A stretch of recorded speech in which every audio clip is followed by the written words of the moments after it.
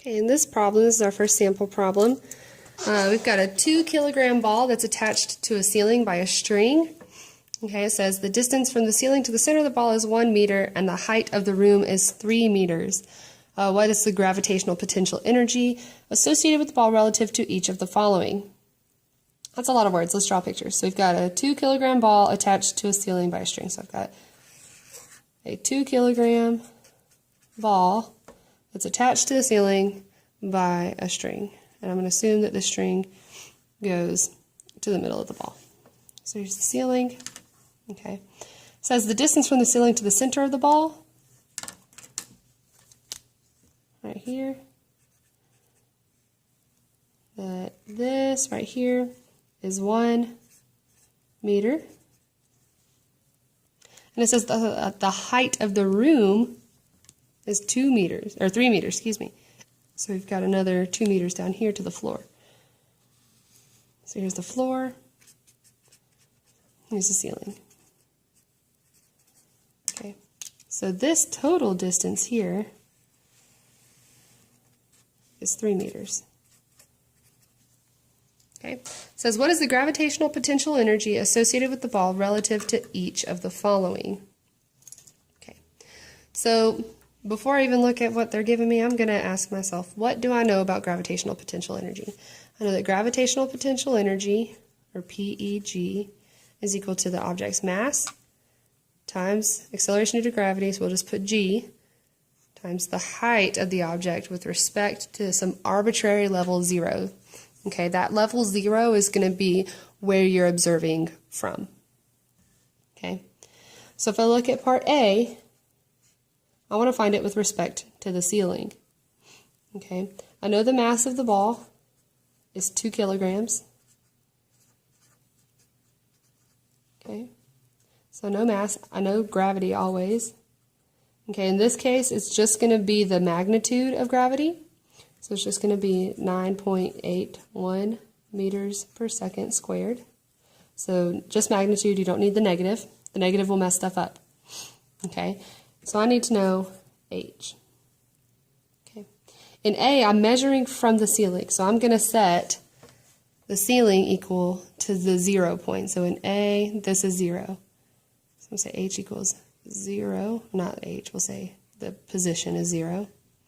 So if I'm measuring from 0 down 1 meter, I'm going to say that the height of this ball is negative 1 meters. It is 1 meter below that 0 point. Okay.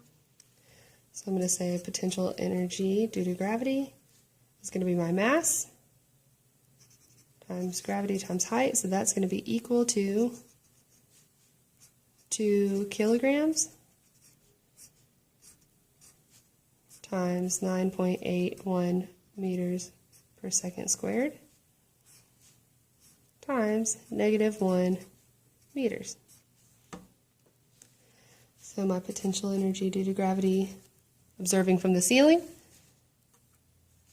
is going to be 2 times 9.81 times negative 1. Okay, it's a positive, positive, negative. I should end up with a negative value. I've got kilograms, meters times meters, that's meter squared, divided by second squared. So that's kilogram meter squared per second squared. This is a joule. Okay, now I can just multiply all of those numbers there. Okay, so I've got 2 times 9.81 times negative 1. Okay, and I get 19.62 joules. So negative 19.62 since I've done this part. 19.6, we'll just do that, joules. Okay, so that's the first one. Now for part B, I'm measuring from the floor. So in part B, this is going to be 0 for our position. So in part B, if the floor and ceiling are 3 meters apart, the ball is hanging 1 meter below the ceiling, then that means that this distance here is 2 meters. So 2 meters plus 1 meter equals 3. Okay, and this is 2 meters above the 0 point. So now my height is positive 2 meters. Still have the same M, always the same G.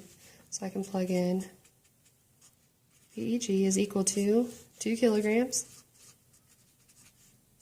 times 9.81, that's G, meters per second squared, times 2, and it's a positive value, meters. Again, kilogram meters per second squared times meters, that's a joule. So my potential energy, gravitational potential energy will still be in joules. All energies should be in joules. All right, 2 times 9.81 times 2. It's going to be the same number, times 2, but still positive. So 39.2 joules. I'll circle this one. Okay, so we did A, we did B. Let's look at C. So if we were to find a point at the same elevation as the ball, so like let's say that I had a really tall pillar or something, okay, and I wanted to measure the potential energy from the same point as the ball. Okay, if this is my 0 point, right, so in part C, if this is my 0 point, the height, there is no difference from where this is at, so my height is 0. Okay, so if I do PEG is mgh, I get my mass, which is 2 kilograms times gravity times 0 meters. Okay, and if I multiply anything times 0, I get no potential energy. So OJ, 0 joules.